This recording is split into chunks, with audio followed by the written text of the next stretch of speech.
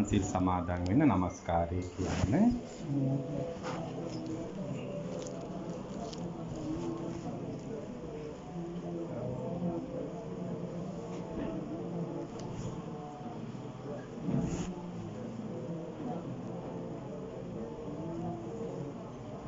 බුද්ධං සරණං ගච්ඡාමි ධම්මං සරණං ගච්ඡාමි සංඝං සරණං ගච්ඡාමි ဒုတိယံ පි බුද්ධං සරණං ගච්ඡාමි ဒုတိယံ පි ධම්මං සරණං ගච්ඡාමි ဒုတိယံ පි සංඝං සරණං ගච්ඡාමි တတိယံ පි බුද්ධං සරණං ගච්ඡාමි တတိယံ පි ධම්මං සරණං ගච්ඡාමි တတိယံ පි සංඝං සරණං ගච්ඡාමි පාණාතිපාතා වේරමණී සික්ඛාපදං සමාදියාමි อดินนาดานาเวรมณีสิกขาปดังสมาธิยามิกามิสุมิจฉาจาราเวรมณีสิกขาปดังสมาธิยามิมุสาวาดาเวรมณีสิกขาปดังสมาธิยามิสุราเมรยมัจจปมาดัตถานาเวรมณีสิกขาปดังสมาธิยามิ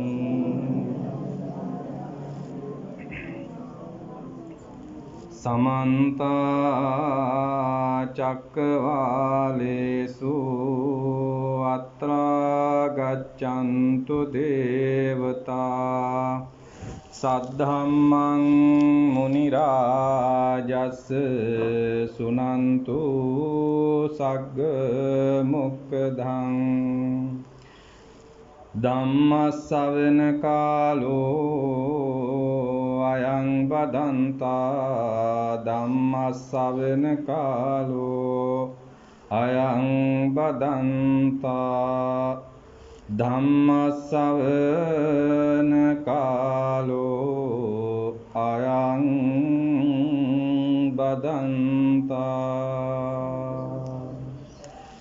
นะโมตัสสะภะคะวะโตอะระหะโตสัมมาสัมพุทธัสสะนะโมตัสสะภะคะวะโตอะระหะโตสัมมาสัมพุทธัสสะนะโมตัสสะภะคะวะโตอะระหะโตสัมมาสัมพุทธัสสะ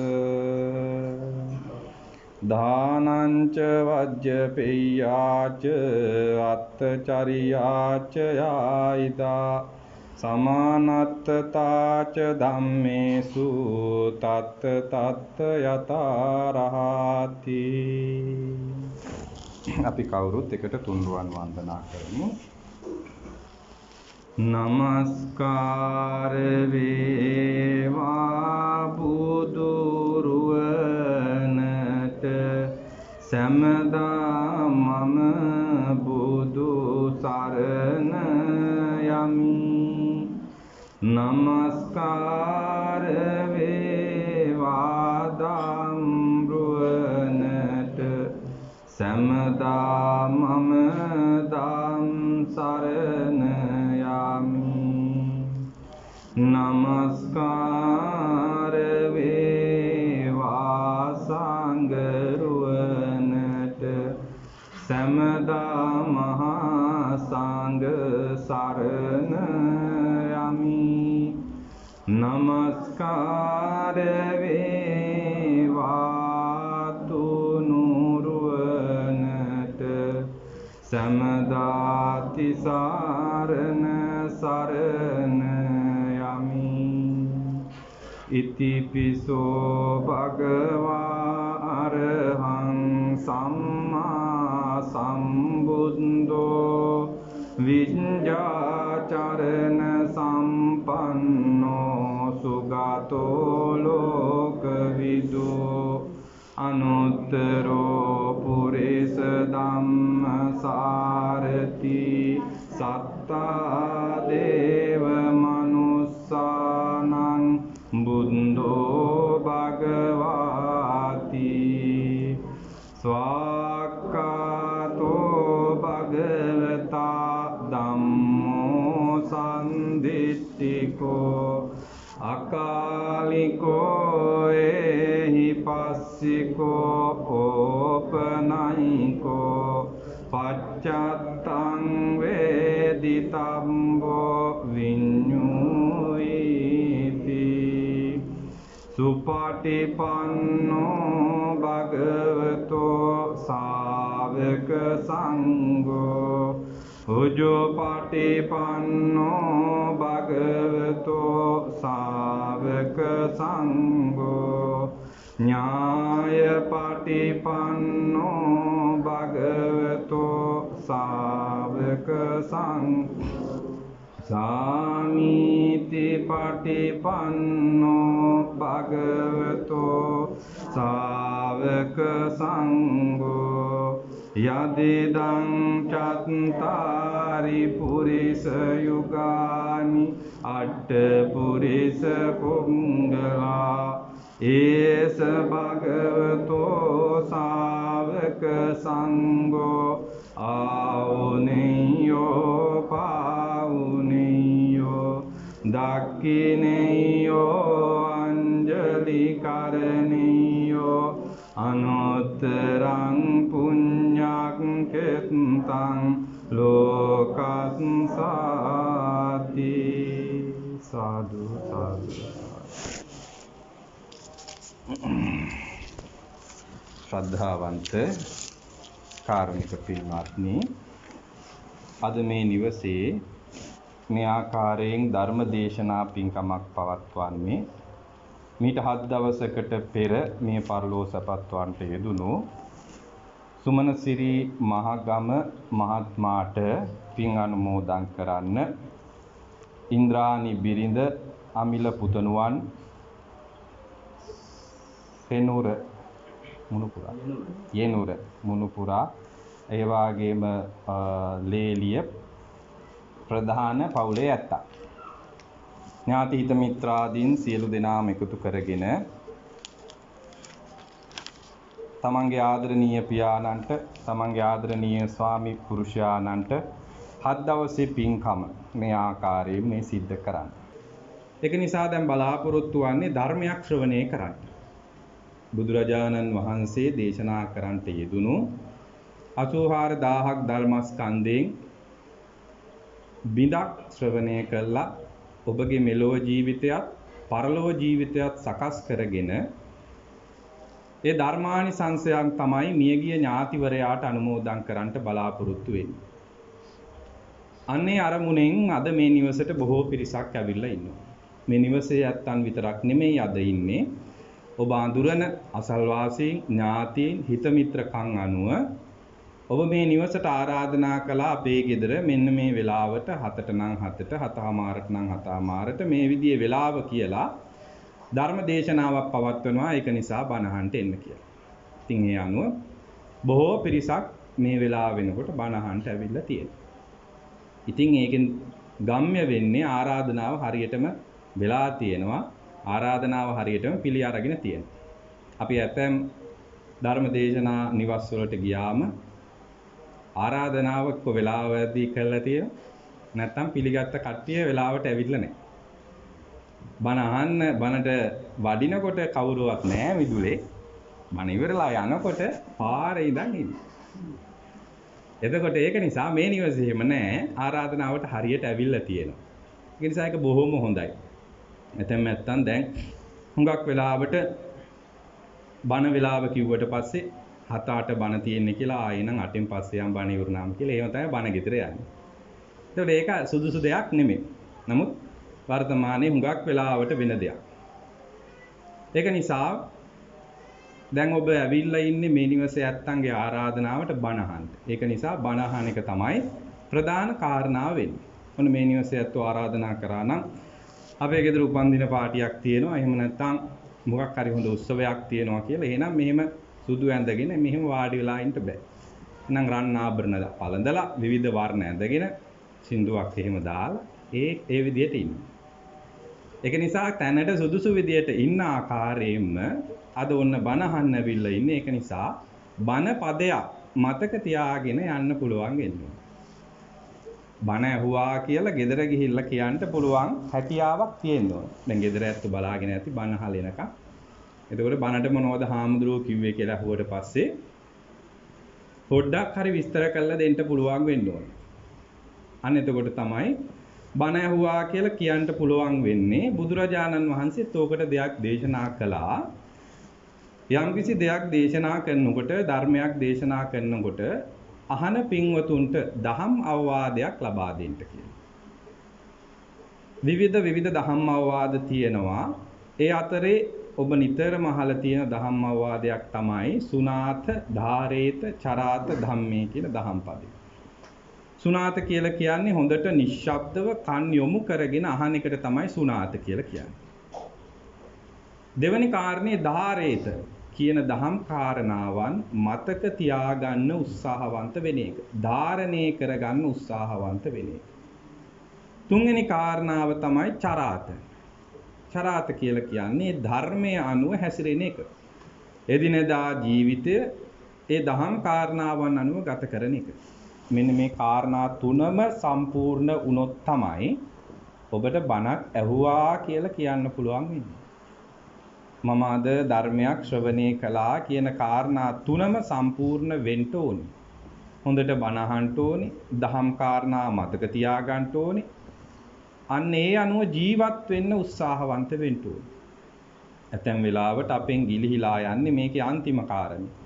බණ අනුව ජීවත් වෙන එක, ධර්මය අනුව ජීවත් වෙන එක තමයි හුඟක් ඇත්තන්ගේ අතින් ගිලිහෙන්නේ. අනිත් කාරණා දෙක සම්පූර්ණ වෙනවා. හොඳට බණ අහන්න, බණ පද මතක තියාගන්නවා.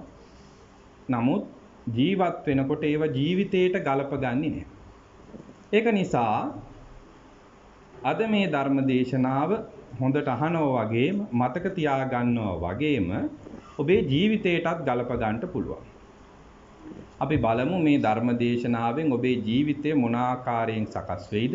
ඔබට මේ ධර්ම දේශනාව මොන ආකාරයෙන් ප්‍රයෝජනවත් වෙයිද කියලා. පින්වත්නි, මම දේශනා කරන්නට යෙදුණු ගාථාව අංගුත්තර නිකායේ චතුක්ක නිපාතේ සංඝාහවත්තු කියන සූත්‍රය. කාට හරි මේ පිළිබඳව වැඩි අධ්‍යයනයක් කරන්න ඕන නම් හොයා ගන්න පුළුවන්. අංගුත්තර නිකායේ චතුක්ක නිපාතේ සංඝාහවත්තු කියලා සූත්‍රයක් තියෙනවා. බුදුරජාණන් වහන්සේ මේ සූත්‍රයෙන් දේශනා කරනවා අපි කෙනෙකුට සංග්‍රහ කළ යුතු ආකාර හතරක්. ඔබ දන්නවා අපි මේ ලෝකේ ජීවත් වෙනකොට අපිට පැවැත්මක් තියෙනවා. ඒක මේ ලෝකේ ජීවත් වෙනකොට අපිට පැවැත්මක් හැම කෙනෙකුටම තියෙනවා. බුදුරජාණන් වහන්සේ ඒකට නැවැත්මකුත් දේශනා කරනවා. මෙන්න මේ පැවැත්ම නැවැත්ම කියන හේතු දෙකට තමයි අපි ජීවත් වෙන්න ඕනේ. පැවැත්ම කියලා කියන්නේ අපි මෙලොව ජීවිතේ ජීවත් වෙනකොට අපිට දෙමව්පියෝ, වැඩිහිටියෝ, හිත මිත්‍රයෝ, ගුරුවරු, ඥාතීන්, ඒ වගේම භික්ෂූන් වහන්සේලා, දරුවන් මේ අයත් එක්ක පවතින්න සිද්ධ වෙනවා. ඒ අයත් එක්ක ඉන්න සිද්ධ වෙනවා.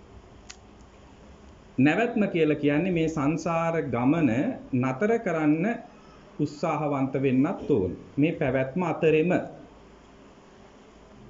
එතකොට බුදුරජාණන් වහන්සේ මේ කාරණා දෙකම දේශනා කරනවා. මේ කාරණා දෙකම අපේ අතින් ඉෂ්ට වෙන්න ඕනේ කියලා. බොහෝ වෙලාවට අපේ අතින් මේ පැවැත්ම විතරයි හුඟක් වෙලාවට සිද්ධ වෙන්නේ. අපි මේ සංසාර ගමන නතර කරන්න, මේ භව ගමන නතර කරන්න උත්සාහය වඩනවා අඩුයි. අපි බලමු මේ පැවැත්මයි නැවැත්මයි දෙකම කොහොමද අපේ ජීවිතයට ගලපගන්නේ කියලා. බුදුරජාණන් වහන්සේ මේ සූත්‍රයේදී දේශනා කළ 4 සංග්‍රහ වස්තු. ඔබ අහලා තියෙනවා. දානය, ප්‍රියවචනේ, අර්ථචර්යාව, සමානාත්මතාව. ඔන්න ඔය හතර. ඔකට අපි කියනවා සතර සංග්‍රහ වස්තුව කියලා. ඔය වස්තු හතරෙන් සංග්‍රහ කරන එක. ඔබ දන්න ඕනේ වස්තුව කියන්නේ වටිනා කියන දෙයක්. එතකොට පමණක් වෙලාවට තරුණ තරුණියොත් කියා ගන්නව වස්තුව කියලා. ඒ වටිනා කියන නිසා. ඔබට ධනයක් එහෙම තියෙනවා නම් ඒකත් වස්තුවක්. ඔබට දරුවෙක් ඉන්නවා නම් ඒකටත් කියන්නේ වස්තුව කියලා. පොඩි කාලේදී ඔබ කියලාත් ඇති පොඩි දරුවන් ලොකු වුණාම නම් කියන්නේ නැහැ. ලොකු වුණාම දඩබ්බර වෙනකොට වස්තුව කියලා කියන්නේ පොඩි කාලේ කියන්නේ. වස්තුව කියන්නේ වටිනා කියන එක. බොහොම වටිනා දෙයක් වස්තුව. අනේ වගේ සතර සංග්‍රහ වස්තු. සතර කියලා කියන්නේ හතර. වටින වස්තු හතරක් තියෙනවා. අපේ ජීවිතේ ක්‍රියාත්මක කරන්න ඕනේ. ඒ තමයි දානය, ප්‍රිය වචනේ, අර්ථචර්යාව, සමානාත්මතාව. දැන් මම අවසානයේත් අහනවා. ඒක නිසා මතක තියාගන්න ඕනේ. දානය, ප්‍රිය වචනේ, අර්ථචර්යාව, සමානාත්මතාව. ඕක තමයි සතර සංග්‍රහ වස්තු. මෙන්න මේ හතරෙන් කොහොමද අපි සංග්‍රහ කරන්නේ? ඒ කියන්නේ මේක අපිට ආදේශ කරගෙන බලන්න ඕනේ. අපි කොහොමද අන් අයට මේකෙන් පිහිට වෙන්නේ? දානය කියන්නේ ඔයත් දන්නවා දීම. දන් දෙනවා කියලා අපි කියනවා. පරිත්‍යාග කරනවා කියලා අපි කියනවා. හැබැයි මෙතෙන්දී අපි මේ කතා කරන හාමුදුරුවන්ට දෙන දානි එහෙම නැත්නම් අනාථ නිවාසයකට මහලු මඩමකට දෙන දානය වගේ එකක් නෙමෙයි. මේ දානය කියන එක අපි හුඟක් වෙලාවට පටලගෙන තියෙනවා. හරියටම දානය කියලා කියන්නේ අන් අයගේ යහපත සඳහා දෙන එක. අන් අයගේ යහපත සඳහා යමක් දෙනවා නම් අන්න ඒක තමයි දානි. එහෙම නැතුව අපිට අයහපතක් දෙන්න පුළුවන්. ඒක දානයක් වෙන්නේ නැහැ. දැන් අපි නිකමට හිතලා බලමු. දැන් කාට හරි කෙනෙකුට අයහපතක් කරගන්න මුදල් ටිකක් දෙනවා. දානයක් කියලා අපිට කියන්න පුළුවන්. එයාගෙන් බලාපොරොත්තු වෙන්නේ නැතුව අපි දෙයක් දෙනවා. හැබැයි මෙයා මේ කරගෙන ගිහිල්ලා මත්පැන් මත්ද්‍රව්‍ය තමයි ගන්න. අපි හිතනවා අපි දානයක් දුන්නා කියලා. නෑ ඒක වැරදි අදහසක්. අන් අයගේ යහපත සඳහා තමයි දීම කියන එක තීරණය වෙන්නේ.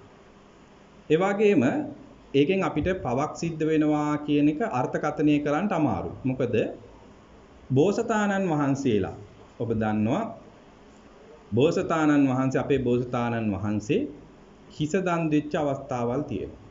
දරුවන් දන් දෙච්ච අවස්ථාවල් තියෙනවා. එතකොට කාගේ හරි ඇවිල්ලා හිසක් ඉල්ලන්නේ සිල්වත් කෙනෙක් නෙමෙයි. සිල්වත් කෙනෙක් ඇවිල්ලා මට ඔබගේ හිස දන් දෙන්න කියලා හිස ඉල්ලන්නේ නැහැ. ජූතක බමුණා සිල්වත් කෙනෙක් නෙමෙයි. එතකොට අපි දාන පාරමිතාව පූර්ණේ කරනවා නම් ඒ විදිහේ දේවල් සිද්ධ කරන්නත් වෙනවා. අපි විශේෂයෙන්ම මෙලොව ජීවිතයේදී කල්පනා කරන්න ඕනේ. අපේ මේ පවතින ජීවිතයේදී කල්පනා කරන්න ඕනේ දෙනවා කියන එකේ අර්ථය අන් අයගේ යහපත සඳහා යමක් දෙන එක. දැන් ඔබේ දරුවෝ ඔබට ඉන්නවා. ඔබ හිතනවා ඔබේ දරුවෝ ඉල්ලන දේ දෙන එක හොඳයි කියලා. නැත්නම් වෙලාවට කඩයක් ළඟින් යනකොට සෙල්ලම් බඩු ඉල්ල අඬන්න පුළුවන්. පොඩි දරුවනේ කියලා අරගෙන දෙනවා. ඊට වෙන කඩයක් ළඟින් යනකොට තව දෙයක් ඉල්ල අඬන්න පුළුවන්. ඒත් පොඩි දරුවෝ නේද කියලා ඉල්ල අරන් දෙනවා. ওই විදිහ ඔබ ඉල්ලන දේ දෙන එක ඒක දානයවත් ඒ පුද්ගලයාගේ යහපතටවත් හේතුවක් වෙන්නේ නැහැ. එතකොට දරුවා කල්පනා කරනවා අඬපු ගමන් අම්මා අරන් දෙනවා. ඒක නිසා අඬන එක තමයි වැඩේ කියලා අඬනවා. එතකොට පොතක් ඉල්ලනවා නම් ඉගෙන ගන්න දෙයක් නම් ඒක ඔබ හිතලා මතලා විචක්ෂණශීලීව හිතලා මේක යහපත පිණිස වෙනවාද කියලා තමයි දෙන්නේ. ඇතැම් වෙලාවට වර්තමානයේ දුරකථන වගේ වෙනනම් දැන් පොඩි දරුවන්ට පාවිච්චි කරන්න වෙලා තියෙනවා මේ තත්ත්වය නිසා. ඒ තාක්ෂණයට ලොකු නැඹුරුතාවක් දෙන්න වෙලා තියෙනවා. දවසේ වැඩි හරියක් දුරකථනයක් ඉස්සරහා පරිගණකයක් ඉස්සරහා ඉන්න වෙලා තියෙනවා අධ්‍යාපනය ලබා ගන්න. නමුත් ඒව අවභාවිතා කරන්න. ඒ වැඩේට දුන්නා ඊට පස්සේ ගන්න ඕනේ. එහෙම නැතුව ඇතැම් වෙලාවට දෙමව්පිය වුණත් මොකද කරන්නේ? දෙමව්පියන්ගේ නිදහස වෙනුවෙන් වැරදි විදියට දරුවන්ට මේව පාවිච්චි කරන්න දෙනවා. වැඩ ඇරලා තාත්තා ගෙදර ආවට පස්සේ දරුවෝ ඇවිල්ලා හුරුතල් වෙන්න හදනකොට ටක් ගාලා ෆෝන් එක දීලා නිකන් ඉන්න. එහෙම නැත්නම් අම්මා කොහේ හරි මහන්සි වෙලා ආවට පස්සේ දරුවෝ ඇවිල්ලා ඇඟේ හරේ මෙහෙල්ලෙනකොට ෆෝන් එක දීලා නිකන්. ඒකෝට ඇතැම් වෙලාවට ඔබට ඒක ඒ වෙලාවට හිතෙන්න පුළුවන් මේක තමයි හොඳම වැඩේ ලේසි කියලා. නමුත් ඔබ දීලා තියෙන්නේ යහපත් දෙයක්ද කියලා ඔබ කල්පනා කරලා බලන්න. ඒකෝට මේ ගාථාවේ තියෙනවා අන්තිමට තත්ත යතාරහං කියලා. ඒ අවස්ථාවට ගැළපෙන විදියට තමයි මේ දාණය දෙන්නත් ඕනේ. අර්ථචර්යාව දෙන්නත් ඕනේ, ප්‍රිය වචනය දෙන්නත් ඕනේ, සමානාත්මතාව දෙන්නත් ඕනේ. එහෙම නැතුව මේ වචනේ අර්ථයෙන් ඕන කෙනෙකුට දෙනවා කියන එක නෙමෙයි. තත්ත යතාරහං කියලා කියන්නේ ඒ අවස්ථාවට සුදුසු පරිදි. දැන් ඔබ හාමුදුරු කෙනෙක් එක්ක ළඟින් ඇසුරු කරනවා වෙන්න පුළුවන්. ඇතැම් වෙලාවට දායකයත් උනත් මේ දානේ වැරදි විදියට හාමුදුරට දෙන්නත් පුළුවන්. පොඩි හාමුදුරු කෙනෙකුට උනත් ඉල්ලුවොත් ෆෝන් එකක් උනත් ගෙනත් දෙන්න පුළුවන්. එහෙම නැත්නම් ඒක දානයක් විදියට ඔබ හිතන්න පුළුවන්. නමුත් ඒක ඒ පොඩි හාමුදුරන්ගේ යහපත පිණිස හේතු වෙන්නේ නැහැ. එහෙම නැත්නම් හිතවත් දායක මහත්තයෙක් හරි හිතවත් කෙනෙක් ඉන්නවනම් හාමුදුරු කෙනෙක් මත්පැන් දුම් වැටි පොන හරිල්ලු ඒත් ගෙනත් දෙන්න පුළුවන්. අපි හිතවත් නේ ඒක නිසානේ ගිහින් දුන්නේ හාමුදුරු ඉල්ලුවානේ මෙහෙම කියලා දෙන්න පුළුවන්. නමුත් ඒක ඒ පුද්ගලයාගේ යහපත පිණිසවත් දෙන කෙනාගේ යහපත පිණිසවත් හේතු වෙන්නේ. අන්න ඒක නිසා පින්වත්නි දීම පිළිබඳව දානය පිළිබඳව අවබෝධ කරගන්න ඕනේ දෙන කෙනාගේ යහපත උදෙසා දෙන්න පුළුවන් නම් ඒක තමයි මෙතන මේ සංග්‍රහ කරන්න පුළුවන් කියන හොඳම විදිය. ඔබේ ඥාතියෙක් වෙන්න පුළුවන්. ඔබේ ඥාතියෙක් ගෙදරට ආවට පස්සෙත් සංග්‍රහ කරන්න ඕනේ. ඔබ සංග්‍රහ කරනවා මේ කාරණා නොදැන හිටියත් ඇතැම් වෙලාවට දැනගෙන හිටියත් ඔබ ඒ කරන්නේ සංග්‍රහයක්. ගෙදරට එනකොට කෙනෙකුට ඔබ තේ ටිකක් ආහාර ටිකක් නුදී යවන්නේ නැහැ. ඒ දානිය තමයි. ඒ කෙනා මහන්සි වෙලා આવොත් එයාට උපස්ථාන කරනවා. දුගී මගී කෙනෙක් ආවොත් එයාට දෙනවා. එතකොට මෙන්න මේකෙන් සංග්‍රහ කරනකොට ඔබේ කීර්තිය වර්ධනය වෙනවා. ඔබ හිතලා බලන්න ඔබට මේ පිළිබඳව මනාව අවබෝධය තියෙනවා මේ දානය කියන එක ඔබ තුල නැත්තම් ඔබ පිරිහෙන හැටිත් දානය නැති පුද්ගලයා මේ සංග්‍රහ වස්තුව නැති පුද්ගලයාට ඔබ බනින හැටි. ඔබ ගෙදරකට ගියාට පස්සේ ඒ ගෙදර තේ වතුර ටිකක්වත් කෑම ටිකක්වත් දෙන්නේ නැත්නම් ඔබ කියනවා ආපෝ ගියාට වැඩක් නැහැ නිකන් තේ කාට එකක්වත් දුන්නේ නැහැ හැටි විතරක් කියලා කියනවා. ඔය ගෙදර යාචකයෙක් වුණත් එහෙමයි. ඔබට මේ දානය කියන සංග්‍රහ වස්තුව නැත්නම් එන්නේ නැහැ. අල්ලපු ගෙදරට යනවා මේ ගෙදරට එන්නේ නැතුව. අර ගෙදරට එන්නේ නැතුව අනිත් ගෙදරට යනවා. ඔබේ ගෙදරට එන්නේ නැතුව යනවා. එක දවසක් ඇවිල්ලා බැනුම් අහලා ගිහලා එන්නේ නැහැ. ඊට පස්සේ මේ මිනිස්සුයන් මොකද කරන්නේ? බැන යන්නේ. අල්ලපු ගෙදරට ගිහලා කියනවා ආපෝ වැඩක් නැහැනේ නෝනත් දුන්නේ නැහැ කිසි දෙයක්. බලන්නකො නේ කියලා කියනවා. එතකොට ඔබේ ළඟ එක සංග්‍රහ වස්තුවක් නැති නිසා. ඒක නිසා යම් කෙනෙක් ඉල්ලුවම ඇතැම් දෙයක් එයාගේ යහපත පිණිසත් හේතු වෙනවා නම් ඔබට තියෙන ආකාරයෙන් දෙන්න පුළුවන් වෙන්න ඕනේ. එහෙම වුණාම ඔබේ කීර්තියත් වර්ධනය වෙනවා. ඔබේ ප්‍රශංසාවත් ඔබ ගැන තියෙන වර්ධනය වෙනවා. ඒ වගේම ඔබේ පරලොව ජීවිතයටත් ඒක යහපතක් සිද්ධ වෙනවා. ඒක නිසා පින්වත්නි මෙන්න මේ දානය කියන සංග්‍රහ වස්තුව ඔබ තුල තියාගන්න උත්සාහවන්ත වෙන්න. ඒකෙන් ඔබට මෙලොව ජීවිතය යහපත් කරගන්න පුළුවන්. දෙවෙනි කාරණාව තමයි ප්‍රිය වචනය. මෙන්න මේකෙන් සංග්‍රහ කරන්න පුළුවන් වෙන්න ඕනේ. ප්‍රිය වචනය කියලා කියන්නේ අන් අයගේ හිත රිදෙන්නේ නැති වෙන්න කතා කරන එක කියලා ඔබට හිතෙන්න පුළුවන්. එතකොට ඒකටම අර්ථයක් එනවා ප්‍රිය වචනයෙන් පමණක් අය අපිව මුරුන් ගත්තේ තියලා එහෙම අපි කියනවා මුරුන් ගත්තේ තියලා අපෙන් වැඩ ගන්න අවස්ථාවලුත් තියෙනවා. ඒක ප්‍රිය වචනය නෙමෙයි. ප්‍රිය වචනය කියලා කියන්නේ අර මුලින් කිව්ව විදිහට අන් අයගේ යහපත සඳහාම යොදවනවා නම් තමයි ඒක ප්‍රිය වචනේ වෙන්නේ. එහෙම නැතුව අපේ වැඩේ කරගන්න ඕනාට පස්සේ චාටුවෙන් අපි කියන්නේ බටර් ගන්නවා කියලා බටර් ගාලා මේ ඕන විදිහට ඒක ප්‍රිය වචනේ නෙමෙයි. හරි හුරුතලෙන් ඔලුව අත ගාලා අපි වැඩේ කරගන්නවා. ඒක අපේ ආත්මාර්ථය වෙනුවෙන් කරන දෙයක්. මෙතන ප්‍රිය වචනයෙන් සංග්‍රහ කරනවා කියලා කියන්නේ අන් අයගේ යහපත වෙනුවෙන්. දැන් ඔබ දරුවන්ට වෙන්න පුළුවන්. මේක බොහොම වැදගත් වෙනවා දරුවන්ගේ ජීවිතات එක්ක ගනුදෙනු කරනකොට දෙමව්පියන්ට ප්‍රිය වචනය කියන එක.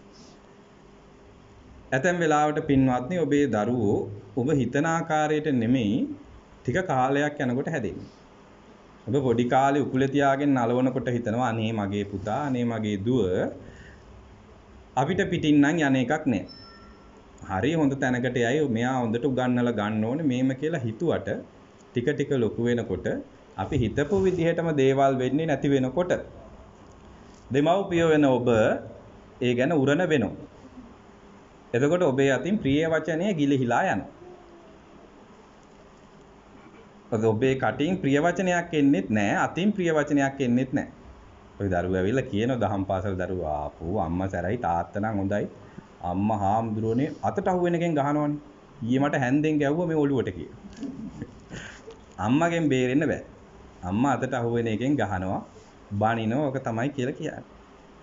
එතකොට පින්වත්නි අපි ඇතැම් වෙලාවට දරුවන්ගේ ප්‍රශ්න විසඳනවා හරි වැරදි. මේ ප්‍රිය වචනය කියන එක අපි යොදාගන්නේ බොහොම අඩුවෙන්. දරුවෙක් වැරැද්දක් කරාට පස්සේ ඒක කියලා දෙන්න ඕනේ තැනක් තියෙනවා. ඇතැම් වෙලාවට ඒකේ සුදුසු වෙලාව නොවෙන්න පුළුවන්. ඒක තමයි බුදුහාමුදුරුවෝ කිව්වේ තත්ත යතාරහං. ඒ සුදුසු පරිදි ඔබ විචක්ෂණ වෙන්න ඕනේ. ඇතැම් වෙලාවට අපි වැරැද්ද හරියට කියලා දෙන්නේ නැතුව බන ගත්ත ගමන්ම තමයි ඉන්නේ වැරැද්ද දැක්ක ගමන්. වැරැද්ද දැක්ක ගමන් බනින්ට ඉන්නේ. එහෙම කරන්න නරකයි. ඉස්සෙල්ලා වැරැද්ද කියලා දෙන්න ඕනේ. පුතේ මේක වැරදි. ඔය කරපු වැඩේ වැරදි. ඕක හොඳ දෙයක් නෙමෙයි. ඕක ආයේ කරන්න එපා. කොහොම කියන්න පුළුවන් අපිට. එහෙම කියලා දවසක් දෙකක් කියලාත් එහෙම හරියන්නේ නැත්නම් බනින්නත් පුළුවන්. එහෙමත් හරියන්නේ නැත්නම් දඬුවම් කරන්නත් පුළුවන්. ඇයි අපි දඬුවම් කරන්නේ? එයාගේ යහපත වෙනුවෙන්. අපිට එයාව හදා ගන්න ඕන නිසා. වැරදි කෙනෙක් වෙන එකෙන් වළක්වන්න ඕන නිසා. නමුත් අපි කරන්නේ මුලින්ම දඬුවම් කරන එක. අපි අවවාද කරන එක පැත්තකට දාලා පළවෙනියෙන්ම කරන්නේ දඬුවම. පළවෙනියෙන්ම කරන්නේ බණින එක. ඒක එච්චර හොඳ දෙයක් නෙවෙයි. ඒ වගේම තමයි අපි කියනවා බොහෝ වෙලාවට තාත්තගේ ආදරේ පෙන්වන්නේ නැහැ කියලා. තාත්තගේ ආදරේ හරියට මොකද්ද උදාහරණයක් කියන ඔය ළමයි කොන්දොස්තරගේ රුපියල වගේ. කොන්දොස්තරක් දන්නවා අපිට රුපියලක් දෙන්න තියෙනවායි කියලා. අපිත් දන්න කොන්දොස්තරට රුපියලක් අපිට දෙන්න තියෙනවායි කියලා. අපි ඉල්ලන්නෙත් නැහැ කොන්දොස්තර දෙන්නෙත් නැහැ. අන්න ඒ වගේ තාත්තගේ ආදරේ. අපි දන්නවා තාත්තගේ ආදරයක් තියෙනවායි කියලා. අපි තාත්තා පෙන්වන්නෙත් නැහැ. තාත්තයෙන් පෙන්වන්නෙත් නැහැ. අපි තාත්තෙන් ඉල්ලන්නෙත් නැහැ ගිහිල්ලා ආදරේ. ගෙදරට ආවත් තාත්තා ඉස්සරහා හිටියොත් තාන්නේ අම්මකෝ කියලා. එතකොට එහෙම කරන්න නරකයි. අපි ආදරේ පෙන්වන්න ඕනේ. ඒක පෙන්වුවා කියලා කිසි වරදක් සිද්ධ වෙන්නේ නැහැ. නොපෙන්වා ඉන්න අපි තාත්තා කෙනෙක් සාමාන්‍යයෙන් වැරද්දට සැර කරනවා හැරෙන්න ආදරෙන් වැඩිය ළඟට ගන්නෙ නැහැ. හැබැයි හිතේ තියෙනවා. ඒ වුණාට වැරද්දට සැර කරනවා වගේම ආදරෙන් ළඟට ගන්න එක තාත්තට කරන්න පුළුවන් වෙන්නේ. එතකොට තමයි යාට දැනෙන්නේ. නැත්තම් තාත්තා දැක්කම හිතෙන්නේ සැර කරන්න විතරයි ඉන්නේ. මෙයා මෙහෙමයි ඉන්නේ කියලා හිතෙන්නේ එහෙමයි. ඒතර අම්මා වුණත් මොකද කරන්නේ? අම්මා ෂේප් වෙලා ඉඳපන්කො තාත්තාම කියන්නම් කියලා ආයි බය කරනවා. එතකොට එහෙම නැතුව ප්‍රිය වචනේ දෙන්නම කතා කරන්න පුළුවන් වෙන්නේ. එතකොට තමයි දරුවෝ හදාගන්න ලේසි වෙන්නේ. එතකොට තාත්තට අම්මට ඕන දෙයක් කියන තත්ත්වයට දරුවෝපත් වෙනවා කියලා කියන්නේ. එතකොට දරුවෝ කල්පනා කරනවා යම් වැරද්දක් වුණාට පස්සේ ආපෝ මේ කිව්වොත් අම්මගෙන් නම් ගුටි කන්නම් වෙනවා. ගෙදර ඉඳලා ඉවරයි තාත්තත් එක්කත් ඉඳලා ඉවරයි. එහෙම හිතන තැනටපත් කරන්න නරකයි. එහෙම වෙන්නේ ඔබ ප්‍රිය වචනය දරුවන්ට කතා නොකරන නිසා. ඇතැම් වෙලාවට ඔබ දරුවන්ගේ ප්‍රශ්නවලදී ප්‍රිය වචනයෙන් කතා කරනවා නම් එයා දන්නවා මේ ප්‍රශ්නේ කිව්වත් අපිට උත්තරයක් හොයාගන්න පුළුවන්. අන්න ඒක තමයි සංග්‍රහ කරනවා කියලා කියන්නේ. ඔය දරුවන්ට මම කිව්වේ. ඔබේ ඥාතීන්ටත් එහෙමයි. ඔබේ අසල්වාසීන්ටත් එහෙමයි. ප්‍රිය වචනයෙන් කතා කරනකොට එයා දන්නවා මෙයාට අපේ ප්‍රශ්නේ කියලා විසඳ ගන්න පුළුවන්. මෙයාට ඕන දෙයක් කියන්න පුළුවන්. මෙයා ප්‍රිය වචන තමයි කතා කරන්නේ. අපිට යහපතක් වෙන දේ තමයි කතා කරන්නේ කියලා හිතනවා. ඒක නිසා ඒකෙන් ඔබේ කීර්තිය ප්‍රශංසාව වර්ධනය වෙනවා. යම් කෙනෙක් කියනවා නම් ආපෝ යාට නම් ඕන දෙයක් කියන්න පුළුවන්. එයා හරි හොඳයි. ඕන දෙයකට උපදේශයක් ගන්න පුළුවන්. අන්න එයාගෙන් අහන්න. එහෙම නැත්නම් ආපෝ ඔකගේ ළඟට නම් යන්න එපා. ඔක බණී ඈ කියලා කියනවා නම් ඔබ ප්‍රිය වචනේ හරියට පාවිච්චි කරලා නැහැ. ඔබ ඒකෙන් හරියට සංග්‍රහ කරලා නැහැ. ඇතැම් වෙලාවට ඔබේ හදවතේ තියෙන්නේ ඒක වෙන්න පුළුවන්. නමුත් ඔබේ වචනයෙන් පිට වෙන්නේ ඒක නෙමෙයි. ඒක නිසා අපේ හදවතේ තියෙන දේවල් පින්වත්නි කාටවත් බලන්න බෑ. දැන් මේ කොරෝනා කාලේ මීටරේ දුරින් හිටියත් ඉස්සර මීටරේ නෙමෙයි කොච්චර ළඟින් හිටියත් දැන් මේ බණ අහන වෙලාවේ කොච්චර ළඟින් හිටියත් කාටවත් බලන්න බෑ මෙයාගේ හිතේ තියෙන දේ. දැන් ඔබ හිතන දේ ඔබේ ළඟ ඉන්න කෙනාට බලන්න බෑ. පේන්නේ නැහැ. හැබැයි ඔබ අතපය වෙහෙසලා ඇඟිල්ලෙන් කියන දෙයක් වෙන්න පුළුවන්. ඇහැ කරකවල වුණත් කියන්න පුළුවන්. තේරෙනව හොඳට. ඇහැ කරකවල කියන්න පුළුවන්. ඇඟිල්ලක් කකුලෙන් පොඩ්ඩක් තට්ටුවක් දාලා කියන්නත් පුළුවන් මේ විදිහට. ඒක තේරෙනවා. හැබැයි හිතේ තියෙන දේවල් තේරෙන්නේ නැහැ. අන්න ඒක නිසා ඔබ වචනය භාවිතා කරන්න ඕනේ. යහපත් දේවල් වලට. අයහපත් දේවල් වලටත් මේක භාවිතා කරන්න පුළුවන්. ඔබ අහලත් ඇති මේ කතාවක් වර්තමානයේත් මේ මෑත කාලීනව ටිකක් පහු කාලීනව සිද්ධ වෙච්ච එකක්. එක්තරා අම්ම කෙනෙක් තමන්ගේ දරුවාට ප්‍රිය වචනේ වැරදි විදියට පාවිච්චි කළ වෙච්ච දෙයක්. දවසක් මේ දරුවා ඉස්කෝලේ ගිහිල්ලා එන ගමන් පැන්සල් දෙක තුනක් අම්මා දීපු පැන්සල් වලට වඩා වැඩිපුර පැන්සල් දෙක තුනක් අරගෙන එනවා. අම්මා මොකද කරන්නේ? අන්න ප්‍රිය වචන අනේ හොඳයිනි පුතේ කොහෙන්ද ගෙනාවේ? ආවකත් තියාගන්නකො නැති කරන්නේ නැතුව කියලා කියනවා. ඔළුව අත ගාලා ප්‍රිය වචනෙන් කියනවා. දරුවා හිතනවා මේක හොඳ වැඩක්. ඊට පස්සේ දවසේ වෙන දේවලුත් අරගෙන එනවා. ඒ තාම මොකුත් කියන්නේ. ඊට පස්සේ ඉස්කෝලේ ගිහින් එනකොට වෙන වත්තකින් පැනලා පොල් ගෙඩියක් ඔය කොළ බැල්ලුන් ටිකක් කඩාගෙන එනවා. ඒ තම මොකුත් කියන්නේ අනේ හොඳයි පුතේ ආ දුඹට උයලා දෙන්නම්කෝ කියලා කියනවා. ඊට පස්සේ තව ටිකක් ලොකු වෙනකොට මාළු ටිකක් එහෙම අරගෙන එනවා. ඉස්කෝලේ යන්න නැතුව මාළු. අනේ පුතේ හොඳයිනේ හොඳපන් කොහොමද මිරිසට හදලා දෙන්නම් කියලා හදලා දෙනවා. ඔය ප්‍රිය වචනේ භාවිතා කිරීම. හරි ටික කාලයක් යනවා ලොකු වෙනවා මේ ළමයා මහා හොරෙක් බවට පත් වෙනවා. ගමේ තියෙන කෙහෙල් කැනක් තියාගන්න බෑ පොල් ටිකක් තියාගන්න බෑ ඔක්කොම කඩලා නීල හොරෙක් බවට පත් වෙනවා. ඔබ දන්නවනේ කෙහෙල් කැනෙන් පටන් අරන් ওই පොඩි දේවල් වලින් පටන් අරන් ඊට පස්සේ ලොකු ගෙවල් බිඳින්න ගන්න. එක දවසක් ගෙයක් බිඳින්න යනවා ගෙයක් බිඳින්න යනකොට අහු වෙනවා. අහු වුණාට පස්සේ බයට අතේ තියෙන පිහියෙන් අයින්නවා. ගෙදර අයිතිකාරයා මරණයටපත් වෙනවා. නඩු වැටෙනවා හිරේ යනවා. උසාවියේ නියම කරන ජීවිතාන්තය දක්වා අහිර ගෙදර. ඕන්න අම්මගේ ප්‍රිය වචනය. අවසාන ඉල්ලීම මොකද්ද කියලා අහුවට පස්සේ අම්මා බලන්න ඕනේ කියලා කියනවා. අම්මා බලන්න ඕනේ කියලා පස්සේ අම්මා එනවා. අම්මා අඬාගෙන ඉනවා ඉතින්. දැන් වැරද්ද කළා. අඬාගෙන ඇවිල්ලා ඉතින් අඬාගෙන ඉනකොට අම්මට රහසක් කියන්න ඕනේ කියනවා. අර හිර ගෙදර කවුලෙන් ලං වුණාට පස්සේ රහසක් කියන්න ඕනේ කියලා කන කඩලා ගන්නවා. කටේ දාලා කන කඩලා ගන්නවා. අරන් කියනවා මට එදා පැන්තල ගෙන ආපු වෙලාවේ බැන්න නා. අර පොල් අහුලන් ආපු වෙලාවේ බැන්න නා. මං අද මෙහෙම වෙන්නේ නැහැ. එතකොට පින්වත්නි ඔන්නෝක තමයි ප්‍රිය වචනේ වැරදි විදියට භාවිතා කළොත් සිද්ධ වෙන දේවල්. ඒක ඔබේ දරුවාට වුණත් එහෙමයි. ඔබ වැරදි දෙයකට ඒ අයට ප්‍රශංසා කරනවා නම් ඒක ඒ අය දිගටම කරනවා. ඔබ ගුරුවරයෙක් නම් දරුවන්ට වැරදි දෙයකට ප්‍රශංසා කරනවා නම් ඒක ඒ අය දිගටම කරනවා. ඒක නිසා ඔබ පාවිච්චි කරන වචන බොරුවක් නොවෙන්න, කේලමක් නොවෙන්න, පිසුනා වාචයක් නොවෙන්න, පරුසා වාචයක් නොවෙන්න පාවිච්චි කරන්න පුළුවන් වෙනවා. ඔබ පාවිච්චි කරන වචන එක කේලමක් නෙමෙයි නම් අන් කෙනෙක්ගෙන් හොයාගත්ත දෙයක්, එහෙම නැත්නම් අන් කෙනෙක්ගේ ජීවිතයක් විනාශ කරන දෙයක් වෙන්න පුළුවන්. දැන් ওই ප්‍රිය වචනේ කියනකොට අද සමාජයේ ජීවිත විනාශ කරන්න පුළුවන් වචනයෙන් විතරක් නෙමෙයි මේකටම තමයි එකත් අයිති වෙන්නේ. සෝෂල් මීඩියා ඕන තරම් ජීවිත විනාශ කරලා තියෙනවා. ඒකත් කේලම, බොරුව, එතකොට වංචාව පතරවන්න පුළුවන්. ඔබත් ඒකට දායක වෙලා තියෙනවා. මෙතන බහුතරයක් දෙනාටත් ඇතිනේ ඔවා. එතකොට ඔබත් අර ෂෙයා කියලා බටන් එකේ බුවනම් ඔබත් ඒ වගේ එක්කෙනෙක් තමයි. දැන් වෙලාවට යම් කෙනෙක්ගේ ජීවිතයක් වෙන්න පුළුවන්. එතන දියණියක් වෙන්න පුළුවන්, පුතෙක් වෙන්න පුළුවන්, වැඩිහිටියෙක් වෙන්න පුළුවන්. එතකොට එයාගේ කේලම් පතුරවන්න අපිත් උපකාර කරා නම්. ඇතැම් වෙලාවට ඒක දැන් අපිට හිතා ගන්න පුළුවන් වෙන්න ඕනේ අපිට මේ දේ වුණොත්.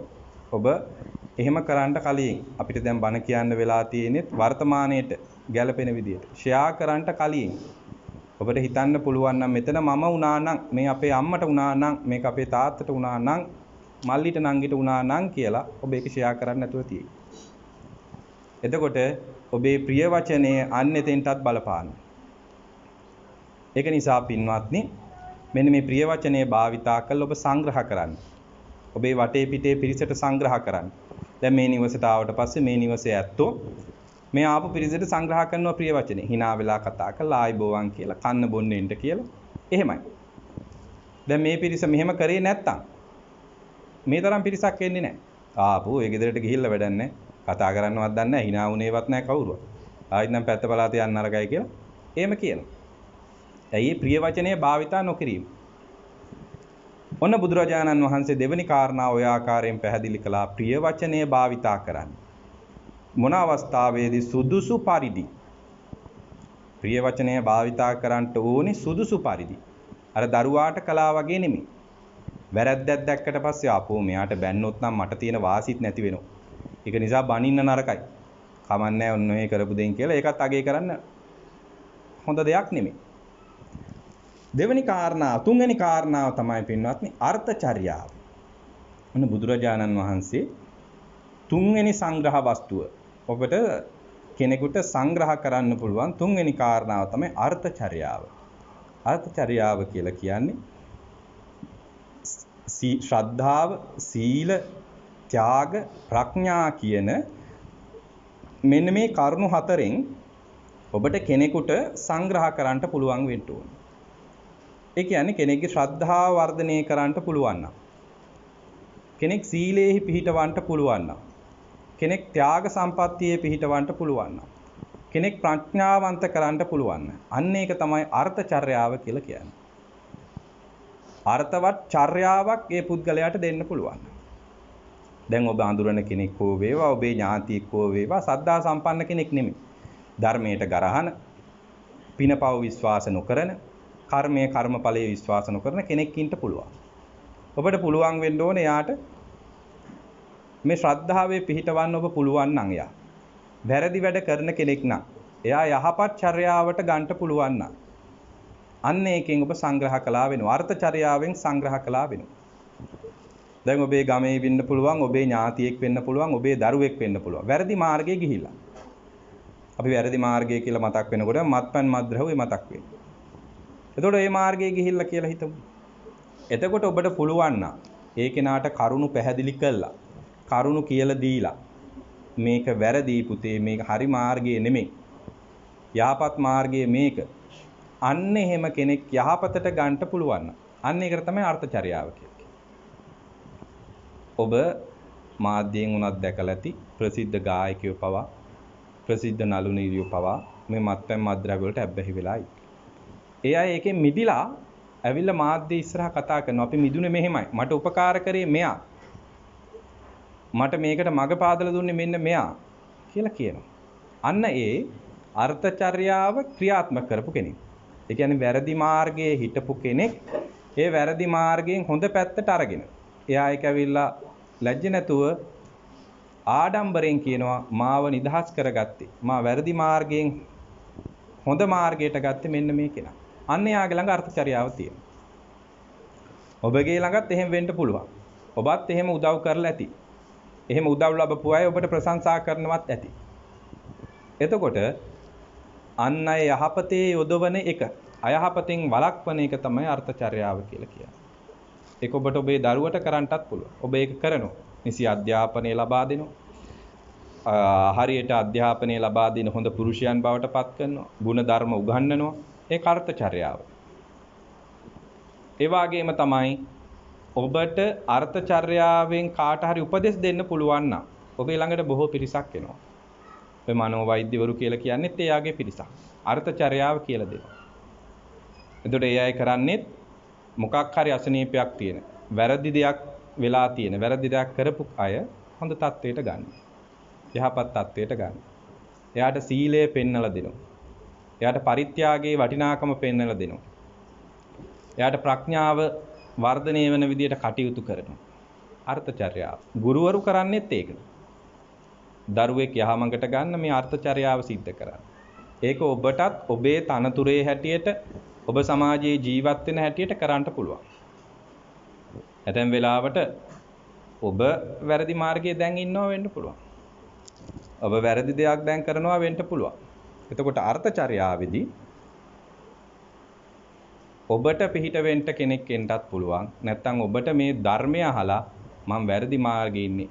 මං හරි මාර්ගයට යන්න ඕනේ කියලා ඔබටම හිතෙන්නත් පුළුවන්. ඔය දෙකම සාධාරණයි. පින්වත්නි බුදුරජාණන් වහන්සේගේ කාලේ මහා ධන සිටුතුමා කියලා සිටු කෙනෙක් හිටියා. මේ සිටුතුමා තමන්ගේ දරුවාට කොයිතරම් මුදල් තියෙනවද කියනවා නම් 84 කෝටියක් පමණ ධනයක් තියෙනවා. මේ දරුවා ඉගෙන ගන්න කැමැත්තක් නැහැ. පාසලකට යන්න දෙන අධ්‍යාපනයක් ලබන්න කැමැත්තක් නැහැ. තාත්තා හිතුවා වැඩක් නැහැ. පුතා අකමැති නම් යවන්න ඕනේ නැහැ. මට ධනය තියෙනවා 84 කෝටියක් ධනය. මට මේ පුතාට විතරක් නෙමෙයි මේ පුතාගේ දරුවන්ටයි ඒ දරුවන්ගේ දරුවන්ටයි හත්මුතු පරම්පරාවකට මේ ධනය ඇති. එහෙනම් මොකටද වෙහෙසන්නේ දරුවා? නිකන් මොකටද අධ්‍යාපනය ලබා දෙන්නේ? කොහොම හිතුවා. කොහොම හිතලා අර්ථචර්යාවෙන් අනුග්‍රහයක් දැක්ුවේ නැහැ. අර්ථවත් දෙයක් කියලා දුන්නේ නැහැ. ඔහේ ඉන්න දුන්නා. දැන් සෙල්ලම් කරන්න යනවා. ඕනෙලාට සෙල්ලම් කරනවා. ගෙදරට එනවා. යාළුවොත් එක්ක සෙල්ලම් කරනවා. මේ පොඩි කාලේ ගත වුණා. අනේ ටිකක් කල් ගත වෙනකොට වැඩිහිටි බවට පත් වෙනකොට මෙයා ඔන්න අර්ථචර්යාව නැති නිසා මෙයාට කවුරුත් හරි දේ වැරදි දේ පෙන්වන්නේ නැති නිසා දෙමව්පියෝ විනෝදකාමීව මෙයාට ඉන්න දෙන නිසා මෙයා වැරදි ඇසුරට වැටුණා. ඔබ දන්නවනේ සමාජයේ බොහෝමයක් තියෙන වැරදි ඇසුර. හොඳ ඇසුර තියෙන්නේ බොහෝම පොඩ්ඩයි. ඉතින් හරියට තැනට වැටුනේ නැත්තම් වැරදි පැත්තට වැටුනම තමයි. එකෙන් ගොඩ ගන්න එක ලේසි නෑ. මොකද මේ සතර සංග්‍රහ වස්තුව අකමැති අය කොහොමත්ම මේකට කැමති නෑ. දැන් ඇතැම් වෙලාවට ඔබ නිතරම තමන්ගේ ස්වාමියාට හරි ස්වාමියා තමන්ගේ බිරිඳට හරි මේ වැරදි දෙයක් කරනකොට ඒක නිතරම කියනවා නම් මේක වැරදි මේක කරන්න එපා බන ටිකක් අහන්න යන්න පන්සල් යන්න මොකද්ද මේ කරන්නේ? එතකොට යාට ඒක කංකරච්චරයක් බවට පත් වෙනවා. ඒක නිතරම කියනකොට අර්ථචර්යාව වුණත් යහපත් දේ වුණත් නිතරම කියනකොට කංකරච්චරයක් බවට පත් වෙනවා. වචනේ කියන්න හදනකොටම කියන්න දෙන්නේ නැහැ. අන්තිමට බන අහන්න කියලා බනක් අහන්න කියලාම එපා වෙලා බන කියන එක ඇහෙනකොටත් තරහ යනවා. අන්තිමට පන්සලටත් යන්න දෙන්නේ නැහැ. පන්සලට යන්න ඕනේ නැහැ. ඔබ පන්සල් ගිහින් තමයි මේ ඔක්කොම විකාර කියලා නවත්ත ගන්න. එතකොට මේ අර්ථචර්යාවත් අපි හරියට නිවැරදි වෙලාවට දෙන්න ඕනේ. ඉතින් අර සිටුතුමාට එහෙම කරගන්න බැරි වුණා. මේ දරුවා මත්පැන් මත්ද්‍රව්‍ය වලට ඇබ්බැහි වුණා. මුලින්ම තාත්තගෙන් සල්ලි ගත්තේ නැහැ. තාත්තගෙන් සල්ලි හොරකම් කරා සිටුතුමාගේ. අර යාළුවොත් මොකද කරන්නේ? මුලින්ම නිකන් තමයි මේ මත්ද්‍රව්‍ය දුන්නේ.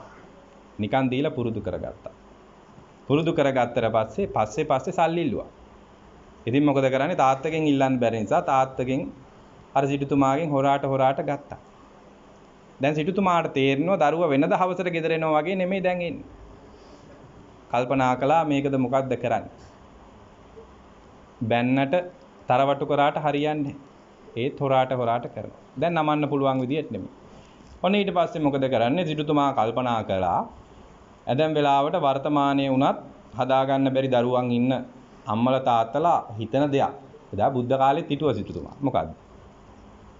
මොකද්ද හිතුවේ? මට හදාගන්න බැරි දෙකේ බිරිඳක්වත් ගෙනත් දුන්නොත් හදයි කියලා හිතුවා. ඔන්න දැන් විවාහයක් කරලා දෙන්න කල්පනා කළා. විවාහයක් කරලා දුන්න තවත් සිටු පවුලකින්. අනේ එහෙත් එකම දරුවා. අනේ මේ සිටු දියණියත් මේ කාන්තාවත් අර විදිහටම විනෝදකාමී කෙනෙක්. මේ විනෝදකාමීව ජීවිතය ගත කරපු කෙනෙක්. දෙන්නම එකතු වුණා. දෙන්නම දැන් හොඳට බීගෙන කාගෙන විනෝද වීගෙන ඉන්නවා. අනේ තාත්තත් මරණයටපත් වුණා. අවසානයේ මොකද කරන්නේ? යාළුවෝ ටික ගෙනාගත්ත සිටුමාලි ගාවටම ගෙන්නලා විනෝද සමය පටන් ගත්තා. හවසට පටන් ගත්තට පස්සේ රෑ මධ්‍යහන වෙනකන් තියෙනවා. අර යාළුවොත් මොකද කරන්නේ? ඇවිල්ලා නිකන් කාලා බීලා යනවා. යන ගමන් තියෙන අර දෙන්නම ඉතින් බීගෙන ඉන්න නිසා පුටු ඇතිරිලි අරවම දේවල් වටිනා කියන දේවල් අරගෙන යනවා. උදේට මත් වෙලා නැගිටිනවා. ආයෙත් අවුදට විනෝද වෙනවා. මේ විදිහ 84 කෝටියක් ධනෙ වියදම් වුණා. අවසානයේ මහමගට වැටුණා. සිටුමාලිගාව නැතුව. අන්න බලන්න පින්වත්නි, දෙමව්පියන්ගේ අර්ථචර්යාව හරියට නොලැබිච්ච නිසා අධ්‍යාපනයක් දෙන්න ඕනේ නැහැ කියලා හිතුවා. මගේ සල්ලි තියෙනවා කියලා හිතුවා. ඔබලත් ඇතැම් වෙලාවට එහෙම හිතන්න පුළුවන්. මේ ඉගෙන ගත්ත ඇති දැන් ඉතින් ඔය ඉගෙන ගත්ත මැද මේ තියෙන සල්ලි වලින් ජීවත් වෙන්න පුළුවන්. එහෙම කියලා හිතන්න පුළුවන්. ඉතින් අවසානයේදී මහා මගට වැටුණා. මේ දෙන්නම හිඟා කන්න පටන් ගත්තා. බුදුරජාණන් වහන්සේ දවසක් දැක්ක මේ දෙන්න. මහාදන්න සිටුතුමාගේ පුත්‍රයා ලේලි. ආනන්ද හාමුදුරුවන්ට කියනවා ආනන්ද මේ සිටුතුමා තමන්ගේ ධනය වියදම් කරලා ව්‍යාපාර පටන් ගත්තා. පළවෙනි කාලෙදිම ව්‍යාපාරය පටන් ගත්තා නම් අද මේ වෙනකොට මේ ප්‍රදේශයේ ඉන්න ප්‍රධාන සිටුවරයා මහා ධනයක් තියෙන ප්‍රධානම සිටුවරයා. හැබැයි එයා ඒ කාලේ මේ බෞද්ධ පැත්තට එහෙම නැත්නම් ධර්මයේ පැත්තට යොමු වුණා නම් සෝවාන් තත්වයටපත් වෙන්න තිබ්බා. දැන් මේ දෙකම බෑ. පින හීන වෙලා ගිහිල්ලා මාර්ගඵලයන්වත් ලබා ගන්න බෑ. ධර්මය අවබෝධ කර ගන්නත් බෑ. අන්න ඒක නිසා පින්වත්නි අර්ථචර්යාව කියලා කියන්නේ පුද්ගලයෙක් යහපත් පැත්තට යොදවන්න පුළුවන් හොඳ දෙයක්. ඒකෙන් ඔබට සංග්‍රහ කරන්න පුළුවන් වෙන්න ඕනේ ඔබේ ඥාතීන්ට, ඔබේ දරුවන්ට, ඔබේ අසල්වාසීන්ට, ඔබේ හිත මිත්‍රයන්ට. යහපත් දෙයක් කරනවා නම් ඒ දෙයට දිරිමත් කරන්නත්, අයහපත් දෙයක් කරනවා නම් ඒක පෙන්නලා දෙන්න. මේක අයහපත්, මේක කරන්න එපා. ඔන්න ඔහොම ඔබට සංග්‍රහ කරන්න පුළුවන්. හතරවෙනි එක තමයි සමානාත්මතාවය. ඔන්න මේක බොහොම වැදගත්.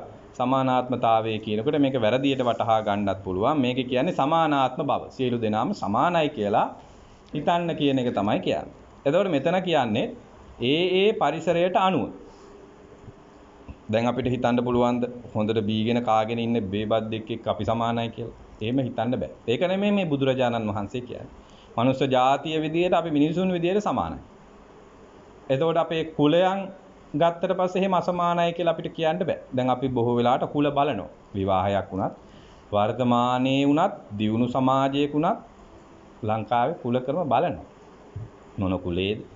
මේමද කියලා විවාහ වෙනකොට පොරොන්දම් බලලා මේ විදියට මෙහෙම බලනවා. නමුත් බුදුරජාණන් වහන්සේ දේශනා කළ ඒවා එච්චර ගැළපෙන දේවල්, හොඳ දේවල් නෙමෙයි. ඒතර කුලයෙන් කෙනෙක් මනින්න බෑ.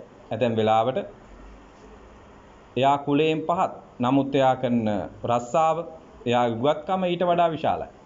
ඒත් විවාහයේදී ප්‍රශ්නයක් වෙනවා අනේ කුලය.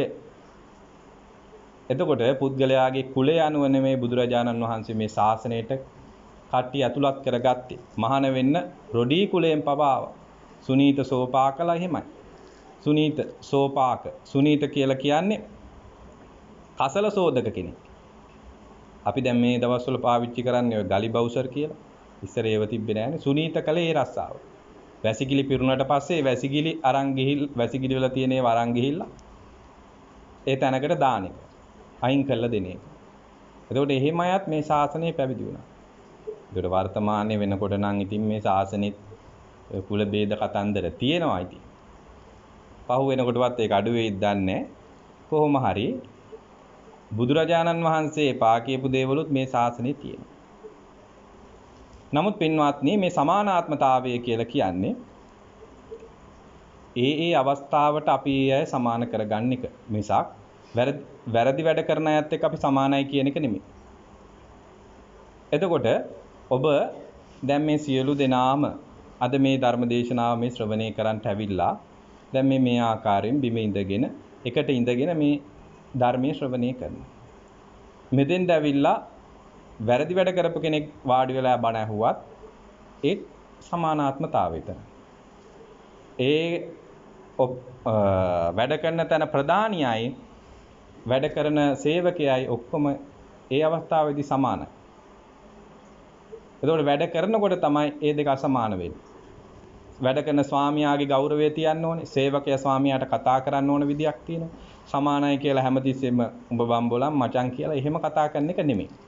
ඒ තැනදී ඒ අයට සමානතාවය දෙන්න ඕනේ. එතකොට ඔබේ නිවසට යම් කෙනෙක් ආවට පස්සේ ඔබ සමානාත්මතාවයෙන් සලකන්න ඕනේ. ඇතැම් වෙලාවට දුගී මගී යාචකෙක් වෙන්න පුළුවන්.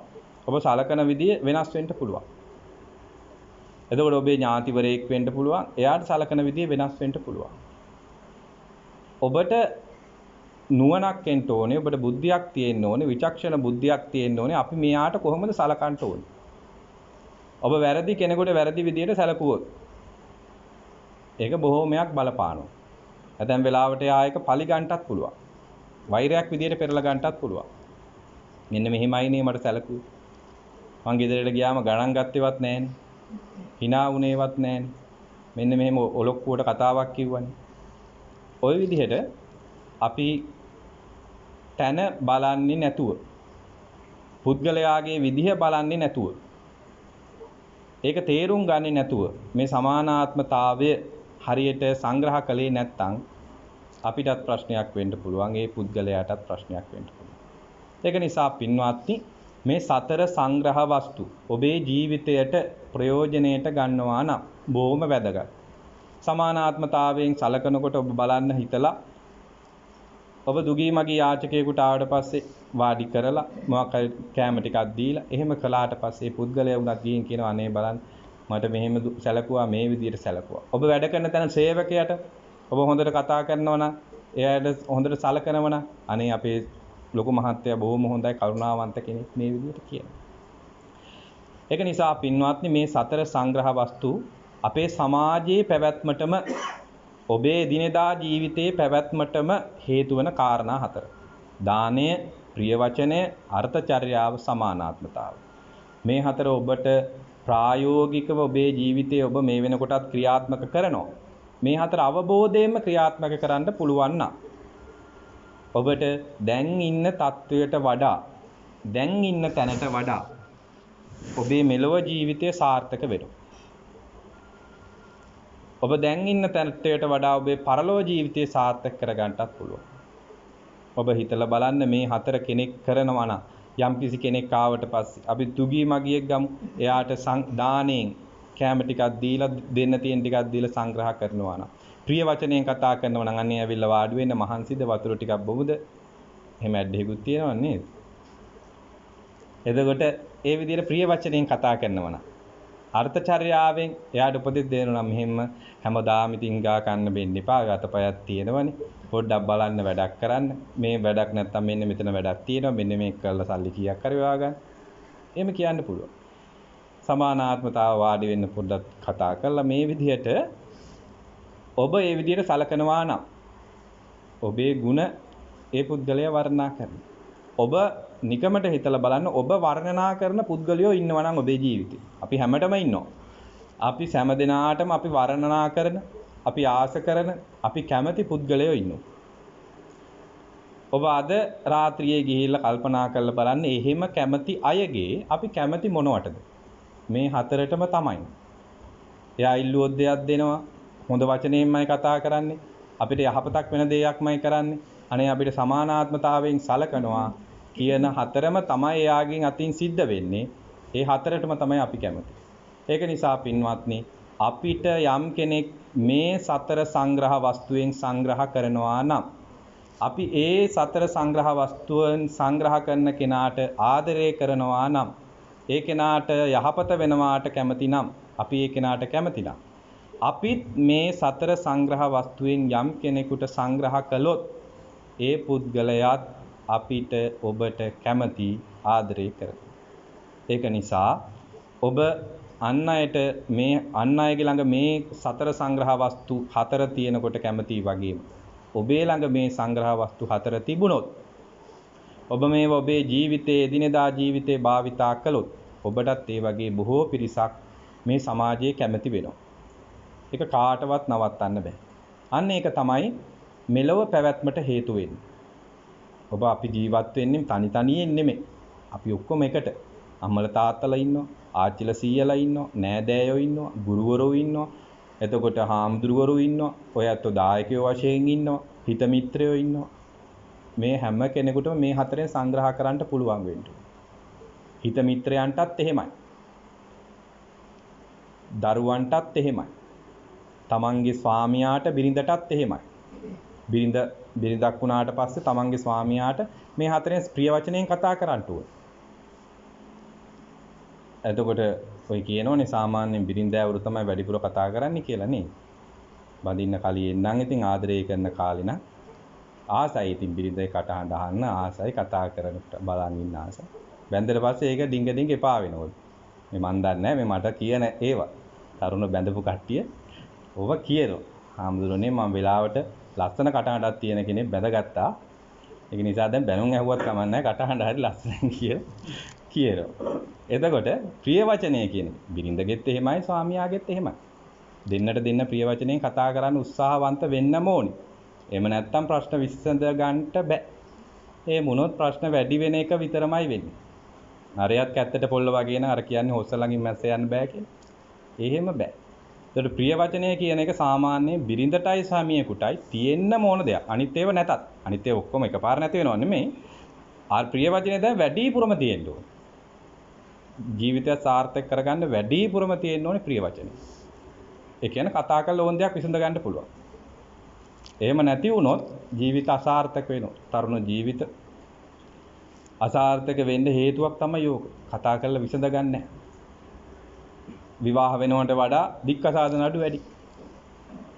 ඔව් මේක තමයි එක හේතුවක් තමයි ඔන්න ඔය ප්‍රිය වචනේ නැති එක. ප්‍රශ්නයක් වුණාට පස්සේ අරයා තනියෙන් හිතලා බිරිඳ නම් බිරිඳ තනියෙන් හිතනවා. ඉතින් හිතලා ලෝකේ නැති දේවල් ඉතින් හිතාගෙන බැන ඉතින් ඉන්නවා. ඉතින් අර මහත්ය ඇවිල්ලා එක වචනයක් කියනකොට ඕන්න දුම් වල වරවත ගන්නවා වගේ ප්‍රිය වචන ඔක්කොම අමතක වෙනවා. ඇයි අර හිතින් හිතාගෙන ඉන්නේ. මහත්ය වැඩට ගිහින් එනකන් හිතින් බයිනෝ. දැන් ඒතර හිතින් ඕන දේවල් හිතලා. ඇතැම් වෙලාවට එහෙම වෙලත් නැහැ. ඇතැම් වෙලාවට එහෙම දෙයක් මහත්ය දන්නෙත් නැහැ. මහත්යත් එහෙමයි. ඒක නිසා පින්වත්නි මේ ප්‍රිය වචනයෙන් සංග්‍රහ කරන එක ඔබගේ ගිහි ජීවිතය ගත කරනකොට පෞල් ජීවිතය සාර්ථක කරගන්න වටිනාම කියන මෙවලමක්. ඒක නිසා මේක භාවිතා කරන්න. මේක භාවිතා කළා කියලා කිසි වරදක් වෙන්නේ නැහැ. ඇතැම් වෙලාවට දැන් අද බොහෝ වෙලාවට ඇවිත් තියෙන්නේ මහත්තුරුන්ට වඩා බිරින්දෑවරු. නිසා දැන් මේ කාරණා බිරින්දෑවරු තමයි දන්නේ. දැන් ඒක නිසා ඔන්න මහත්තරත් ගිහිල්ලා කියලා දෙන්න පුළුවන්. මෙන්න මෙහෙම එකක් තියෙනවා සංග්‍රහ කරන්න ඕනේ 4ක් තියෙනවා. ඒකෙන් අපි දෙන්නට නම් වැදගත් වෙන්නේ ප්‍රිය වචනය තමයි. ඒක නිසා අපි දෙන්න කොහොම හරි මේ ප්‍රිය වචනේ පුරුදු වෙලා අපේ ජීවිතය සකස් කරගමු. ප්‍රිය වචනේ නොපුරුදු වුණොත් හැමදාම රණ්ඩු. සතුට නැති වෙනවා ඔබේ ජීවිතේ. කොහොම හරි උත්සාහයෙන් එක්කෙනෙක් හරි මේක පුරුදු වුණොත් හිත හදාගෙන තොලකට විකාගෙන හරි මේක කියන්න ප්‍රිය වචනයම කියන්න පුරුදු වුණොත් ටික දවසක් යනකොට මේක පුරුදු වෙනවා. අන්න එතකොට සතුට ගලා එනවා. දෙන්නට මෙහෙමයි.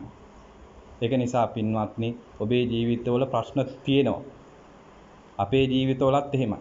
අපි කාරුවත් ප්‍රශ්න නැති ෆොටෝ එකට පෙනී ඉන්නා වගේ අපි කාරුවත් නැහැ.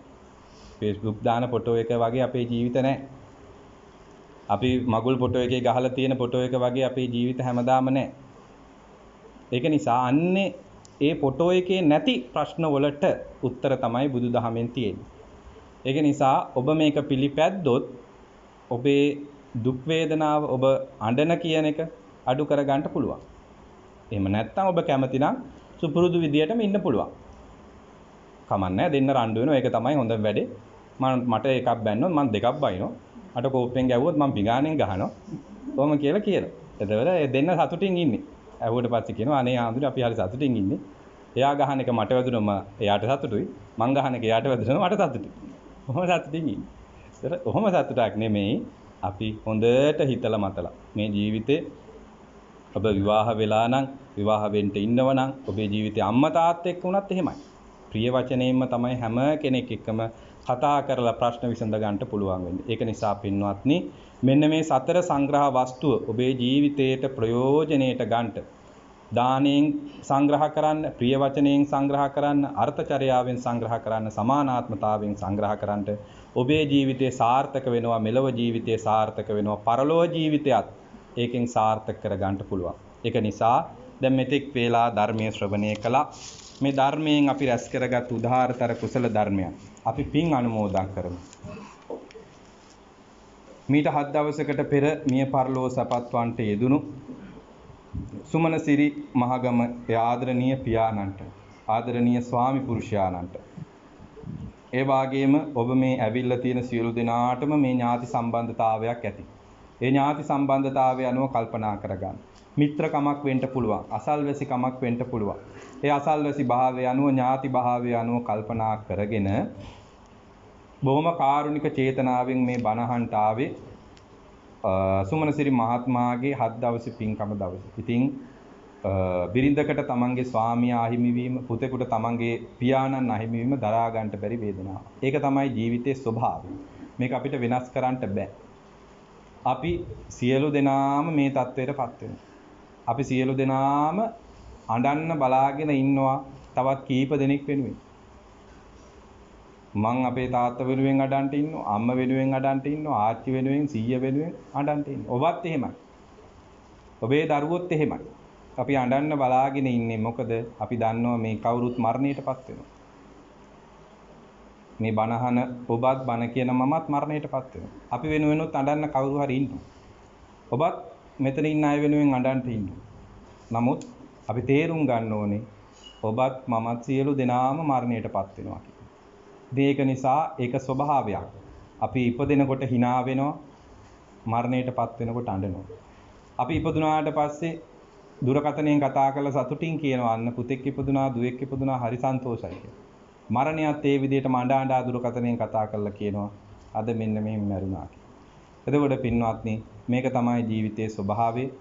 ඔබගේ ප්‍රිය සියලු දේවල් නැති වෙන ස්වභාවයෙන් යුක්තයි. ඔබ ආස කරන සියලු දේවල් නැති වෙන ස්වභාවය. අපි ආස කරන සියලු දේවල් නැති වෙන ස්වභාවයෙන් යුක්තයි. ඒක නිසා මේ ධර්මතාවය තේරුම් ගන්න මේක තමයි අනිත්‍ය ධර්මතාවය. මේ ලෝකයේ සියලුම දේවල් අනිත්‍යයි. නිට්ටය කිසිම දෙයක් නැහැ. අපේ කියලා අල්ලගන්න කිසිම දෙයක් නැහැ.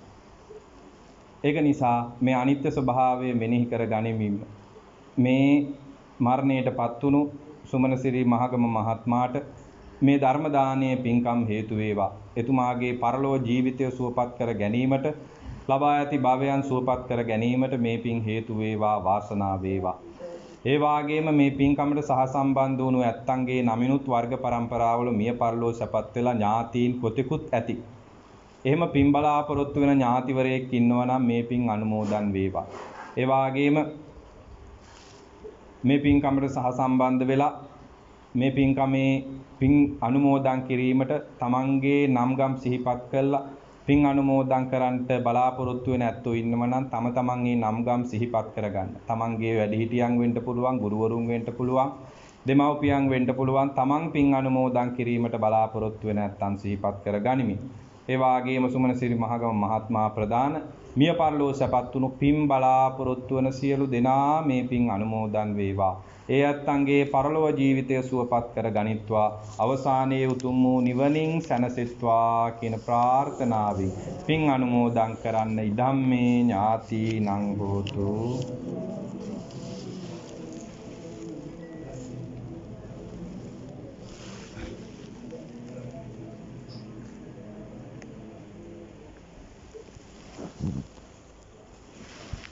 ඒ වාගේම සියලු සම්මා දිට්ඨික දෙවි දේවතාවුන් මේ පින් අනුමෝදන් වේවා. දෙවියන්ගේ සැප සම්පත් වඩා වර්ධනය කර ගන්න අතර ඔය ඇත්තන් සියලු දෙනාම හොඳින් ඥාතින් ආරක්ෂා කර දෙත්වා. මේ පවුලේ ජීවත් වෙන සියලු දෙනාමත් මේ පින්කමට සහසම්බන්ධ වුණු සියලු දෙනාමත් නිදුක් නිරෝගීව ආරක්ෂා කර දෙත්වා.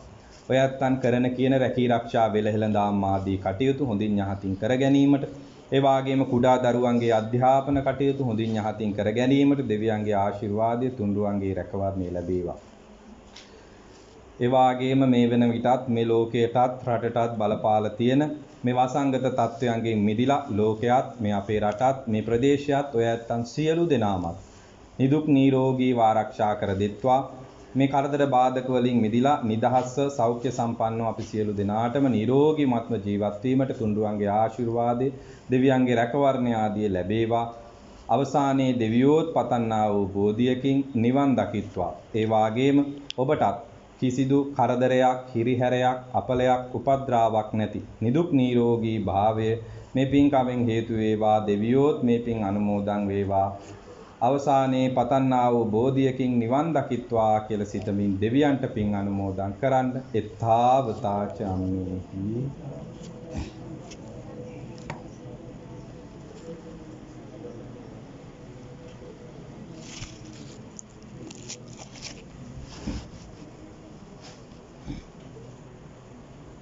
මිය ගිය ඥාතීන්ටත් සියලු දෙවියන්ටත් අප සෑම දෙනාටමත් මෙම උදාාරතර කුසලය උතුම් වූ නිවන් පිණිසම හේතු වේවා කියලා සාදු කියලා ප්‍රාර්ථනා කරගන්න. ආකාසට්ටා ච බුම්මට්ටා දේවානාගා මහිද්దికා පුඤ්ඤන්තං අනුමෝදිत्वा තිරං රක්칸තු ශාසනං ආකාසට්ටා ච බුම්මට්ටා දේවා නාග මහිද්దికා පුඤ්ඤන්තං අනුමෝදිत्वा තිරං රක්칸තු දේශනං ආකාසට්ටා ච බුම්මට්ටා දේවා නාග මහිද්దికා පුඤ්ඤන්තං අනුමෝදිत्वा තිරං රක්칸තු ත්වං සදා අභිවාදන සීලිස නිච්ඡං වද්දාපචායිනෝ චත්තාරෝ ධම්මා වඩ්ඩಂತಿ ආයුවන්නෝ සුඛං බලං ආයුරාෝග්‍ය සම්පatti සග්ග සම්පatti මේවච අතෝ නිබ්බාන සම්පatti ඉමිනාතේ සමිජ්ජතු සියලු දෙනාටම තෙරුවන් සරණයි.